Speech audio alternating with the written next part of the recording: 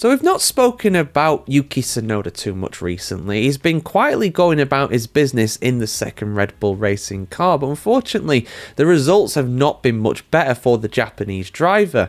There is a lot of pressure still on his shoulders, and the rumours of Isaac Hadjar replacing him for 2026 haven't gone away.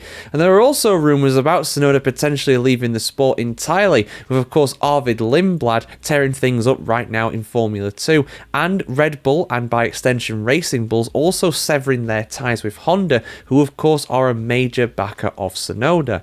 But it's another Japanese driver who has recently made headlines, another Japanese Red Bull Racing Junior driver, Ayumu Iwasa. Now you might remember him from Formula 2, but he has recently been racing back in his native Japan in the Super Formula series, a series that has been frequented by quite a few different Red Bull starlets over the years. But Iwasa has won the series and very much put himself back into the shop window when it comes to a potential Formula 1 berth. But will it happen? Well, certainly his race engineer believes that he has more talent and is a better driver than Tsunoda. Let's have a look, guys, here on the F1Chronicle.com, as always. Newly crowned Super Formula champion Ayumu Iwasa has the potential to outperform Yuki Tsunoda in Formula 1, according to his race engineer Tomohiko Koike. Koike remarked following a dominant weekend at Suzuka for Iwasa, where Iwasa secured 2 pole positions and a victory on the way to clinching the 2025 championship in Super Formula, racing for Team Mugen. The performance allowed him to overhaul defending champion Sho Suubi in the standings. Iwasa has spent the last 2 years balancing Super Formula with reserve and simulator duties for Red Bull's F1 teams.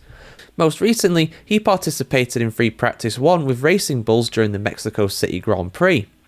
Despite that involvement, he is not currently viewed as a leading candidate for a race seat at either team in 2026, even as both Yuki Tsunoda and Liam Lawson face uncertain futures. Koike, who also engineered Lawson in his 2023 Super Formula title campaign, believes that Iwasa's technical understanding gives him an edge over his compatriot Tsunoda, saying, quote, "Iwasa is getting better and better.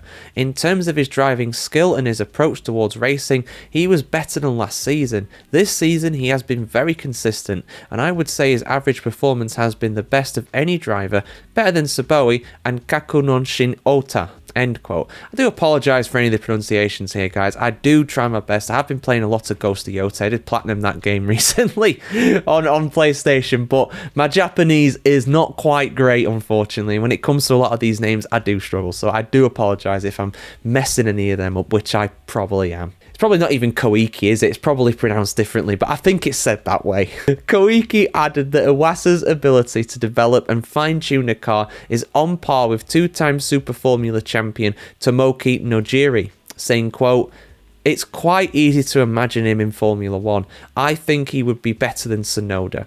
Not only in terms of driving skill, but his ability to set the car up is quite impressive. That's why I think he would be able to drive better in F1 than some drivers who are on the grid. He just needs to be given that chance. That's the most difficult thing." End quote. But what about the man himself? Well, unsurprisingly, the 24-year-old remained guarded when discussing his future, especially with no clear F1 pathway currently available, saying to the media, quote, "At this stage, I don't know.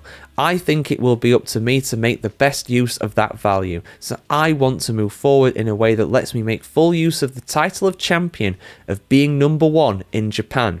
End quote. Koike noted that Team Mugen would gladly welcome Iwasa back for a title defence next year, saying, quote, "I think he will only reach an even higher level." End quote. I mean, this is the thing, right? This is the thing. I mean, we can say that Iwasa's very talented, and he is talented. He did a good job in Formula 2. He was a good driver in that series. So I think he'll do all right in the Racing Bulls. But then you put him up to a Red Bull seat, and everybody struggles. Everybody struggles because of how, I mean, he talks about, oh, he's really good at setting the car up and understanding things and communicating things. But the problem is that can he set up that Red Bull car? Can he be, is it possible to set it up in a way that would be able to make him drive? Because I think that's the problem for Tsunoda. I think it is literally impossible for him to drive it at 100%. Hence why he's not very quick and why he makes so many mistakes. So you could put anybody in that car. They will struggle. So Hadjar, Lawson, Iwasa, keep Tsunoda in there next year. You know, they're going to struggle. They're going to struggle. I think they should stick with Tsunoda. Personally. Maybe bring in Lindblad instead of Lawson, you could argue, but personally, I don't know. I think that Lindblad needs a bit more experience. He's only 18 years old. You know, he does need that more experience. But I think Lawson kind of at a weird crossroads right now with F1.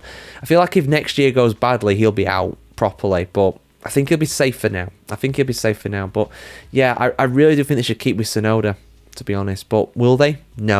No, they'll put Ajar in the car next year.